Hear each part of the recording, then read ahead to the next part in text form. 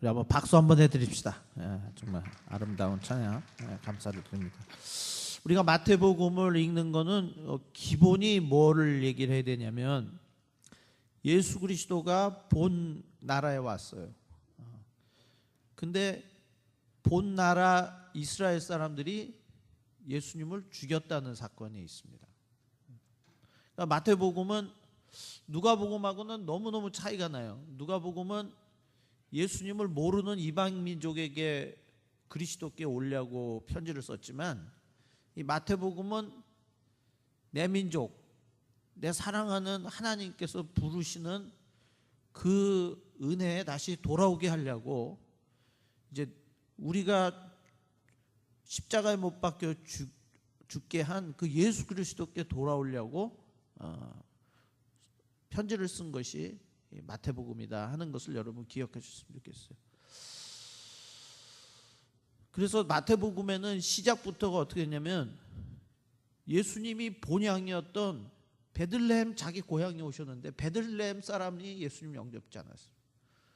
그래서 베들레헴에 축복을 받아야 되는 베들레헴이 저주로 바뀌었어요. 그래서 성경에 보면은 그 자식을 가지려고 그냥 경쟁을 했던 사람들 있죠. 라헬이에요. 라헬.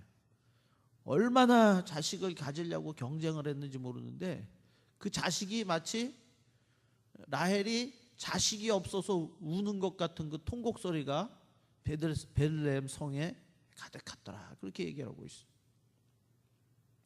그래서 마태복음은 이제 예수 그리스도께서 자기 본향에 오셔서 본향의 복을 주시러 왔는데 그것을 받지 않았던 이스라엘의 답답함에 대해서 얘기하고 있다 하는 것을 여러분 기억하셨으면 좋겠어요.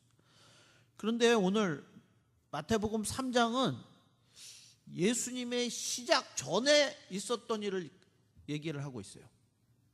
예수님의 복음 사역을 시작하기 전에 했었던 일을 얘기했어요. 근데 예수님의 복음 사역을 하기 전에 하나님께서 누구를 보내셨냐면 세례 요한이라는 자를 보냈는데 그는 오늘 3절에 보니까 저는 이사야 선지자로 말씀하신 자라 그랬어요.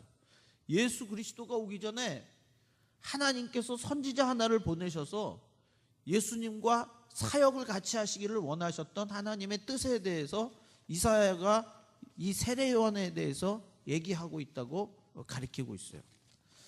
그리고 예수님 자신도 이 세례 요한에 대해서는 어떻게 얘기를 하고 있냐면 이렇게 얘기를 하고 있어요.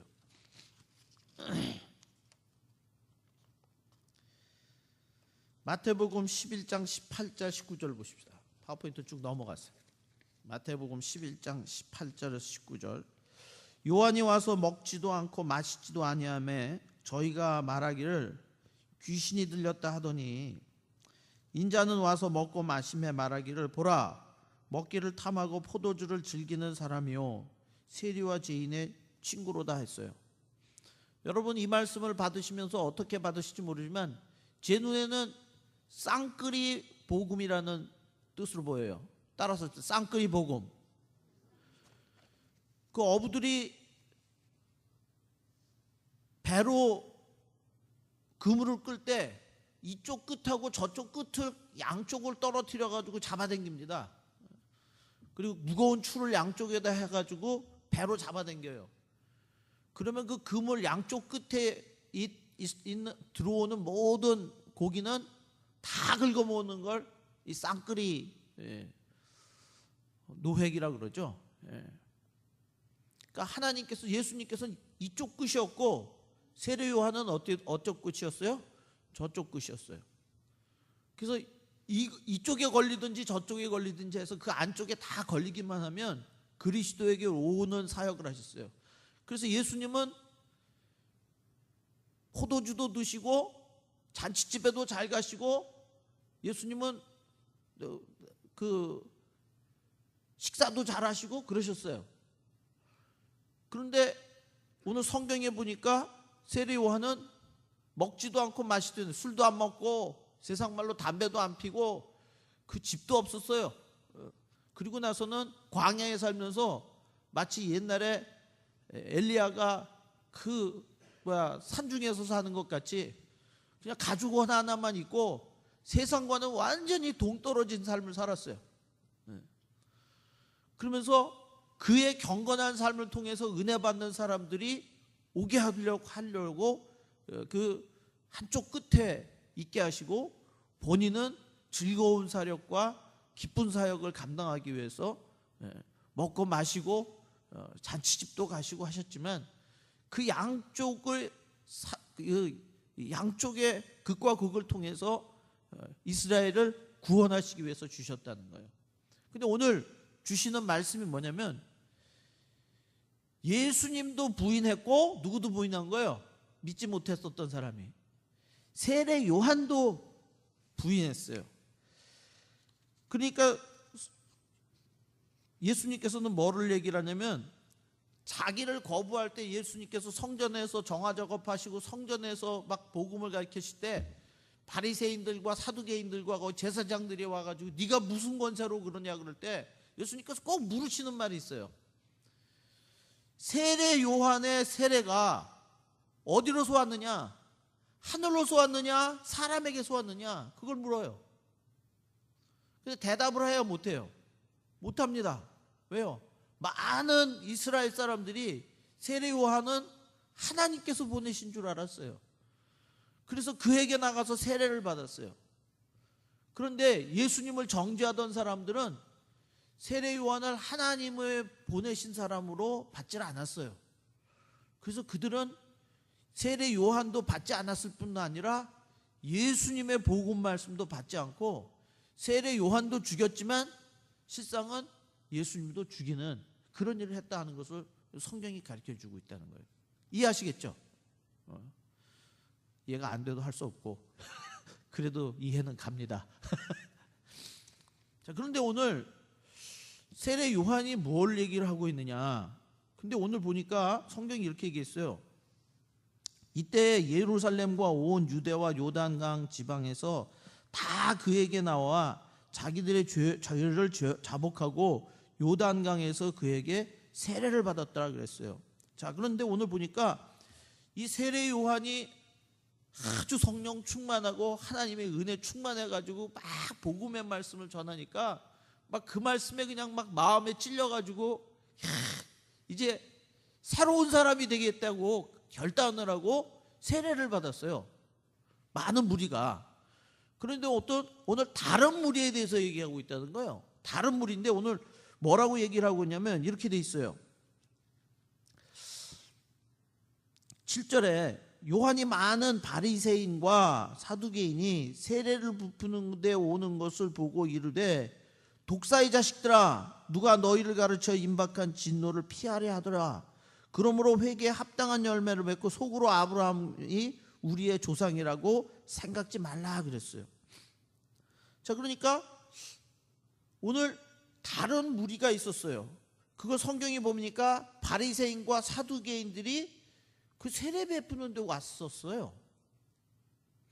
근데 이 사람들은 왜 온 거예요? 이 사람들이 세례 받았어요? 안 받았어요? 안 받았어요. 세례 안 받았어요. 내내 예수님 죽이던 그 사람들이에요. 똑같은 사람들이에요. 근데 왜 온 거예요 그럼? 왜 요단강까지 왜 왔어요? 이 사람들이 왜 왔냐고요? 이 사람들은 세례 요한이 하는 게 자기네 논리성에 맞나? 정말 하나님께서 보내신 주의 종인가? 그 설교 내용이 하나님 말씀에 맞나? 검사하러 왔어. 검사하러 온 거라고. 검사하라. 저 제대로 하나? 저 가짜인가 아닌가? 왜 사람들이 저한테 다 가나? 저 왜 혹시 속이진 않나? 지금 검사하러 온 사람들이 검사하러 왔어요. 오늘 성령 하나님께서 여러분에게 얘기하시는 것이 무엇이에요? 여러분 교회에 올 때 검사하러 오지 않으시길 주의 이름으로 축원합니다. 시원장로교회 제대로 하나 한번 보자. 청소를 제대로 했는지, 표를 제대로 붙었는지, 노래를 제대로 하는지 한번 보자. 또 어떤 사람은 또 설교도 제대로 하는지 그거 보려고 오는 사람이 있어요. 여러분 주의 전에 올 때 여러분이 검사하는 마음으로 오면 사두개인과 바리새인들이 되는 줄 믿습니다. 태도가 엄청나게 중요해요. 예배드리는 태도가 중요합니다. 무슨 자세를 가지고 오느냐가 중요해요. 왜요? 시작서부터가 첫 단추가 잘못 껴져 있어요. 어떻게든 잘하나 한번 보자. 그 순간에 은혜는 떠나갑니다. 여러분, 내가 주 앞에 나올 때는요, 은혜 받는 것 외에는 생각하지 않으시기를 주의 이름으로 축원합니다. 어떻게 하든지 은혜 받아야 되겠다. 다른 생각이 여러분의 생각을 주장하는 그 순간에는 성령 하나님은 아주 민감한 하나님이에요. 나의 자세가 무슨 누구를 잘하나 못하나 그걸 보겠다라는 그 순간부터가 하나님이 보시기에는 내가 벌써 교만해져 있는 순간이에요. 하나님은 그런 꼴을 보지 못하시는 하나님이시죠. 그래서 오늘 세례 요한이 그들에게 뭐를 얘기를 하고 있냐면, 첫 번째 얘기를 하는 게 뭐라고 했냐면, 따라하십시다. 속으로 하나님이 아브라함이 우리 조상이라고 생각지 말라. 자, 이게 요즘 말로 얘기를 하면 뭐예요? 하나님께서 나를 사랑하셔서 나는 택한 백성이라고 생각하지 말라는 거예요. 그 생각하면 벌써 복음에 떨어진다는 거예요. 은혜가 미치지 않는다는 거예요. 그러니까 무슨 생각이에요? 하나님께서 나를 특별히 사랑하셔서 예수 그리스도를 알게 하셨다, 이 생각을 가지고 있으면 벌써 복음은 떠난 거예요. 하나님의 은혜는 존재하지 않습니다. 여러분, 성경이 그럴 얘기를 하고 있어요. 마태복음 7장 3절에 이렇게 있어요. 어찌하여 형제의 눈 속에 있는 티는 보고 내 눈 속에 있는 들보는 깨닫지 못하느냐. 자, 이 말을 언제 적용하는 줄 아세요? 이 말을 언제 우리가 목사님 이 말을 언제 적용해요? 이거 우리가 적용하는 게 아니라 하나님께서 적용하시는 말씀이에요.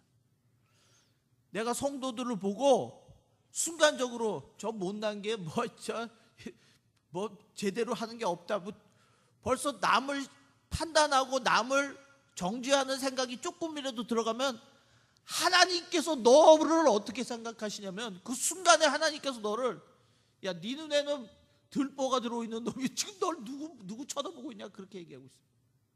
그러니까 여러분 조심해야 돼요. 왜 그러냐면, 신앙생활을 오래 하면요, 신앙생활을 오래 하면 나는 들보가 없는 줄 알아요. 신앙생활을 오래 하면 들보가 없는 줄 알아.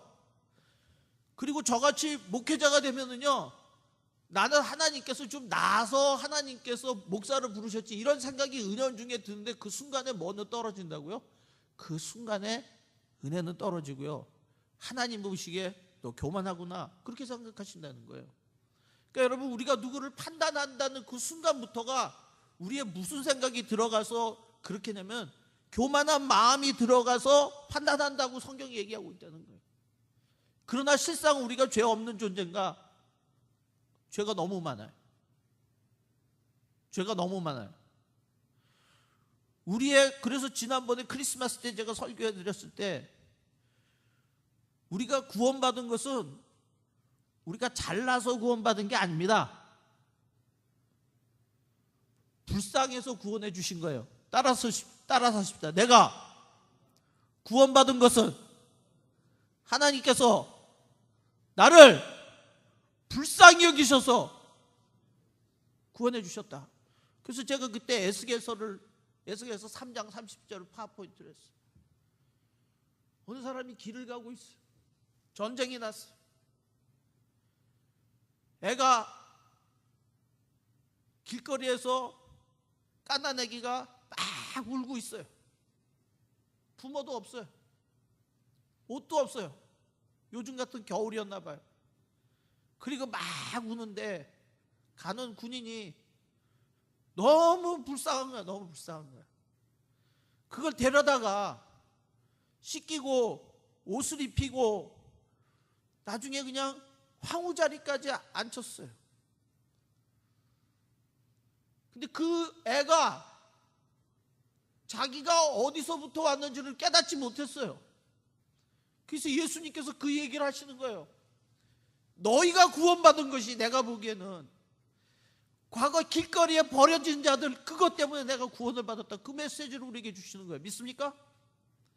그러니까 우리가 한순간이라도 내가 뭐가 잘나고 뭐가 있고 뭐 내가 뭐 어떻게 하라는 생각이 딱 들어가는 순간에는 성령 하나님은 떠나셔요. 우리의 교만이 우리를 사로잡습니다. 왜 우리가 은혜를 못 받느냐? 절대로 못 받게 돼 있어. 내가 무엇이라고 생각하는 그 순간에 은혜는 떠나게 돼 있다니까요. 그러니까 꼭 이게 양자법칙 같아요. 이 과학으로 얘기하면 양자법칙. 양자법칙이 여러분 힘들어요. 왜 그러면 어떤 질량을 재려고 그러는데 질량의 재량으로 어프로치 하는 순간에 질량이 없어져. 잴 수가 없어 이놈에게. 근데 멀어져 가면 다시 질량이 생겨. 그러니까 여러분 양자법칙을 제대로 이해하는 사람도 없어요. 그게 설명하기가 어려워. 재려 그러면 그게 없어져. 아니 안 재려 그러면 그게 생기는데. 야 이거 사람 환장하겠어. 꼭 복음이 그렇습니다. 내가 하나님 옆에 뭐가 됐다고 되는 순간에 하나님의 은혜는 떠나가게 돼 있어요. 내가 주를 위해서 뭐 좀 했다고 그런 순간에 하나님의 성령은 날 떠나갑니다. 저 같은 목사가 굉장히 조심해야겠어요. 왜 그러면 제가 말씀을 좀 안다고 생각하잖아요. 신학교도 나오고 뭐 성경 훈련도 얼마나 많이 받았어요. 근데 내가 안다고 생각한 그 순간에 하나님은 떠나버리셔. 그러니까 여러분 교회에 들어올 때 우리가 어떤 자세로 오냐면 정말 하나님께서 불쌍히 여기서 나를 부르셨다 이 마음으로 여러분 충만하시길 주의 이름으로 축원합니다. 그리고 무엇을 재려 그리고 누가 제대로 하나 보려 말려 그러면 하나님께서는 그 사람을 들보에 든 사람으로 생각하고 있어요. 그리고 성경이 뭘 얘기라고 하냐면 우리가 용서할 때도 뭐라고 얘기했어요? 100데나리온 요즘 말로 한 2만 불이에요. 용서 못해요. 그것 때문에. 근데 하나님께서 보시기에 뭐라 그래요? 너는 1만 달란트를 빚진 자 같다고 얘기하시잖아요. 네가 어떻게 용서를 못하냐? 너는 1만 달란트를, 여러분 달란트라는 개념은요 요즘 말로는 빌리언 달러예요. 근데 1만 달란트 셀 수 없는 개념으로 얘기하셔요. 우리의 죄에 대해서. 근데 뭘 용서를 못하냐 네가? 네 죄는 1만 달란트인데 뭐 100데나리온 갖고 크다 작다 얘기를 하냐? 그 얘기를 하시는 거예요. 그러니까 여러분 오늘 첫 번째 이스라엘이 그리스도를 거부했던 이유와 하나님께서 보내신 주의 종을 거부했던 이유는 그 마음이 교만해서 그렇다는 거예요. 두 번째 성경을 뭘 얘기를 하고 있어요? 성경에 보니까 이런 얘기를 하고 있어요. 그러므로 회개에 합당한 열매를 맺고 그랬어요. 따라하십시다. 그러므로 회개에 합당한 열매를 맺고. 여러분 우리는 늘 성화를 이루어야 돼요. 그리고 우리의 삶에 아름다운 열매가 맺히나 그것으로 여러분 하나님께서 우리를 부르신 거예요.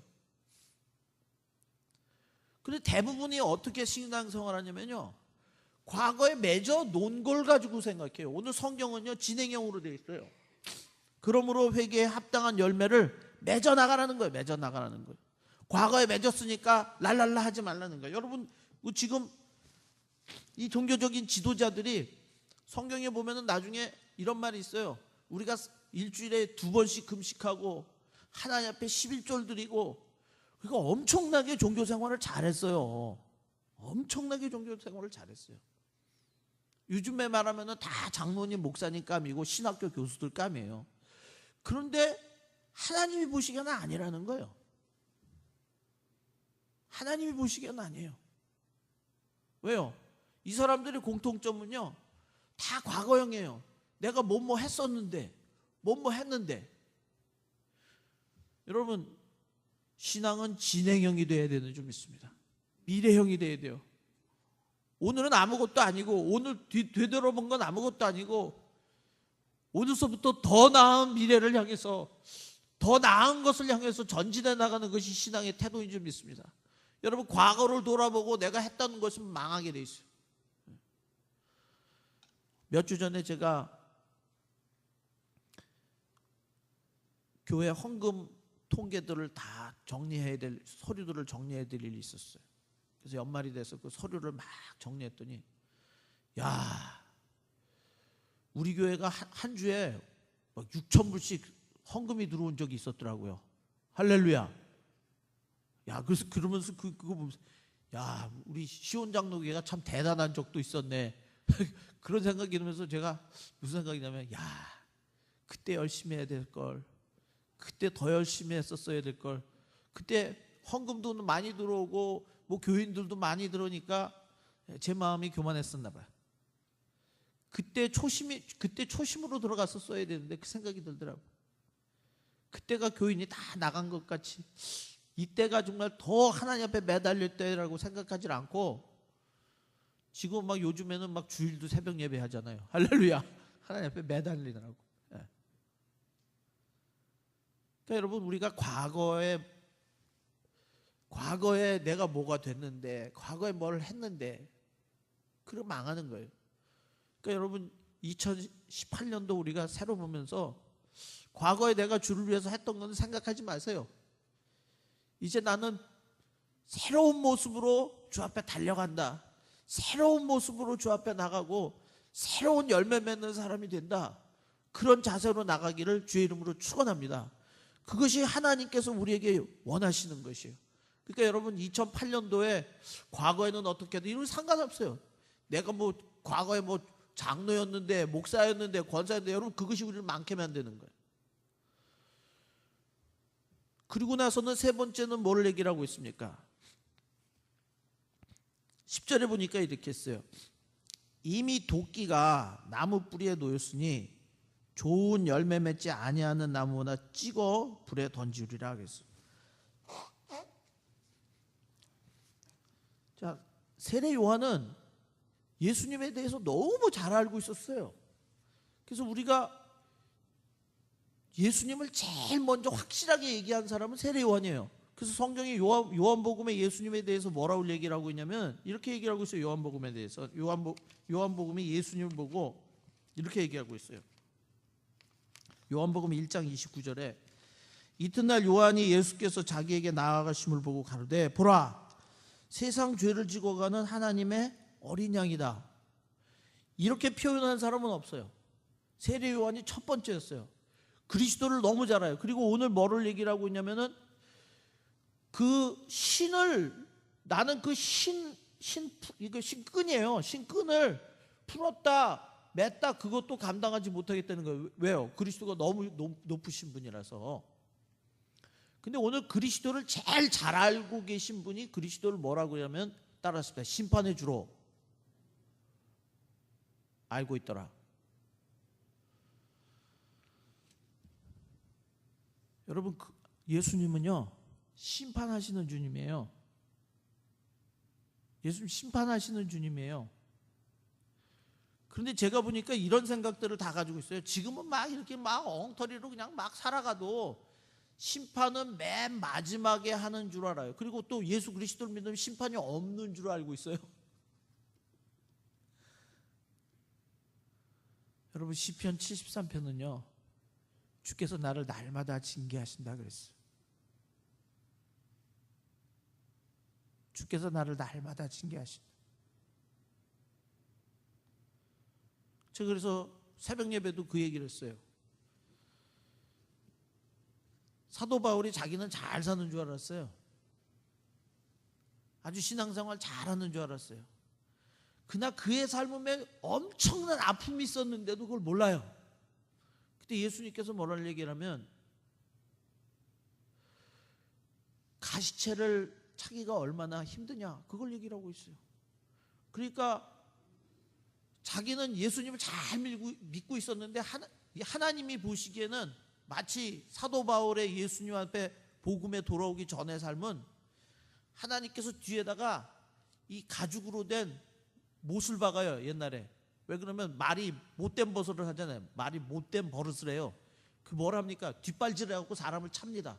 그러니까 다시는 차지 못하게 해갖고 뒷발질하는 버릇을 없애게 해서 가시채를 만드는데 가죽에다가 못을 갖다 잔뜩 박아가지고 뒷발에다 걸어 놓습니다. 근데 이걸 팍팍 차게 되면 어떻게 되는 거예요? 그 뒷발에 못이 박혀가지고 피가 철철 나죠. 근데 하나님께서 그러면 그 얘기를 하셔요. 가시채를 차기가 얼마나 힘드냐 네 인생이. 본인은 몰라. 본인은 몰라. 그러니까 여러분, 우리가 영적으로 깨어있지 않으면 자기가 고생을 하는 것도, 심하게 고생을 하는 것도 몰라. 왜 이런 일이 터지고 이런 고생을 하는지 몰라. 하나님 보시기에는 저 인생 참 허벌나게 고생하고 발에 피가 철철 나는데도 몰라. 따라합시다. 하나님은 심판하시는 하나님입니다. 하나님 심판하시는 하나님. 하나님 우리를 깨끗게 만드시기 위해서 심판하시는 하나님. 오늘 그 얘기를 하고 있어요. 성경의 뭐를 보니까 이미 도끼가 나무에 놓였으니 좋은 열매 맺지 아니하는 나무다 찍어 불에 던지운다. 그렇게 얘기를 하고 있어요. 그리고 또 얘기를 하고 있어요. 손에 키를 들고 자기의 타작마당을 정하게 하사 알곡은 모아 곳간에 들이고 쭉정이는 꺼지지 않는 불에 태운다. 그렇게 얘기를 하고 있어요. 결론은 어떻게 됐습니까? 마태복음에 23절에 똑같은 말이 나와요. 아주 비슷한 말이 나와요. 이거는 세대 요한이 한 게 아니라 예수님이 하셨어요. 파워포인트 보세요. 뱀들아, 독사의 새끼들아, 너희가 어찌 지옥의 판결을 피하겠느냐?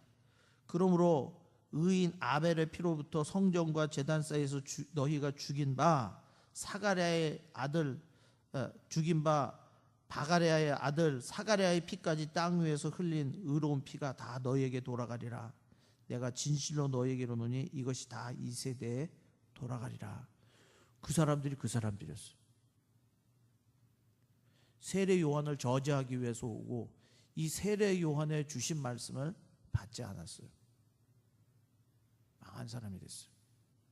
영원한 지옥에 던지운 바 됐어요. 그러나 오늘 제가 파워포인트 찾지 않았지만 여러분 성경을 보십시오. 성경 3장 13절에 이렇게 돼 있어요. 예수 따라서 하십시다. 이때 예수께서 갈릴리로 요단강에 이르러 요한에게 세례를 받으려 하신대. 여러분, 예수님이 왜 세례를 받았어야 되나요? 예수님은 성경에 날 때부터 죄가 없으시다고 얘기하고 있어요. 세례를 받을 아무 이유가 없다고 얘기했어요. 그런데 오늘 성경은 그 요한의 말씀에 굴복하여 세례를 받아요. 여러분, 세례를 받는 건 뭐예요? 새 사람이 되겠다는 거예요. 새 사람이 되겠다. 우리가 왜 세례를 받습니까? 하나님, 과거에 내 잘못된 인생의 길을 다 잘못 갔습니다. 이제 새 사람이 되겠습니다. 이제 나를 깨끗게 하시고 오늘서부터 새 출발하겠습니다. 그래서 세례를 받는 거예요. 믿으세요? 그래서 제가 여러분 복음을 받았더니요, 제가 어려서 유아 세례를 받았어요. 다 가짜 같아요. 그리고 저는요, 아버님이 장로교에 다니시다가 구세군으로 옮겼어요. 구세군에는 또 병사식이라는 걸 해요. 세례식이 아니라 병사식을 해요. 그 병사식도 했어요, 저는. 그래서 구세군으로는 제가 병사입니다. 예. 세례도 받고 다 했어요. 예. 근데 내 삶이 변하질 않았으니까 과거가 다 가짜 같아요. 그래서 미국에 와서 복음의 말씀을 듣고 저녁 때 목사님을 찾아갔어요. 27살 될 저녁에 세례 요한의 똑같은 말씀을 받고 자기가 죄인 같아. 그리고 말씀을 보니까 그거의 삶은 다 가짜야. 다 아니야. 이제 새로운 삶을 살고 싶어. 그 저녁에 목사님을 찾아가고 세례를 달라고 그랬어요. 예수님은 세례 요한의 똑같은 말씀을 받고 자기가 죄인 같아. 그리고 요한 앞에 무릎을 꿇고 세례를 달라고 그랬어요. 그러니까 여러분, 오늘 예수님의 성령의 충만함이 여러분에게도 임하시길 주의 이름으로 축원합니다. 예수님같이 높으신 분이 없고 예수님같이 깨끗하신 분이 없었지만 그 말씀 앞에서는 녹아진 사람이 되고 새로운 사람이 되기 싶었고 새로운 결단과 새로운 각오로 주 앞에 나가고 싶은 거예요. 2018년도 성령 하나님께서 여러분의 마음을 터치하시기를 주의 이름으로 축원합니다. 과거의 삶들은 다 가짜 같아. 오늘 새로 결단하고 새로 나가고 싶어요. 하나님 앞에 새 사람이 되고 싶고 새로워지고 싶어요. 그것이 없으면 여러분, 우리가 은혜 받는 것이 아니에요. 과거에 내가 알았던 거, 뭐 했던 거, 그거 다 필요 없어. 예수님이 지금 30세 시작하는데 얼마나 경건하게 사시고 얼마나 애를 쓰시고 살고 얼마나 가족들을 위해서 헌신하고 살고 얼마나 복음 생활을 해서 사셨겠어요. 근데 세례 요한의 그 말씀 앞에는 무릎 꿇는 자가 됐다는 거예요. 그러나 바리새인들은 어땠어요? 죽어도 안 꿇었어요. 내가 너 같은 사람한테 뭘 꿇을 게 뭐가 있냐 그렇게 생각했어요. 근데 결국 그 사람들은 영원한 지옥에 던진 사람이 됐다고 성경이 얘기하고 있다는 거예요. 여러분, 주 앞에 우리가 겸손하시길 주의 이름으로 축원합니다. 하나님의 말씀을 받을 때 여러분 한없이 낮아지시기를 주의 이름으로 축원하고 2018년도 성령 하나님께서 여러분 새로 시작하는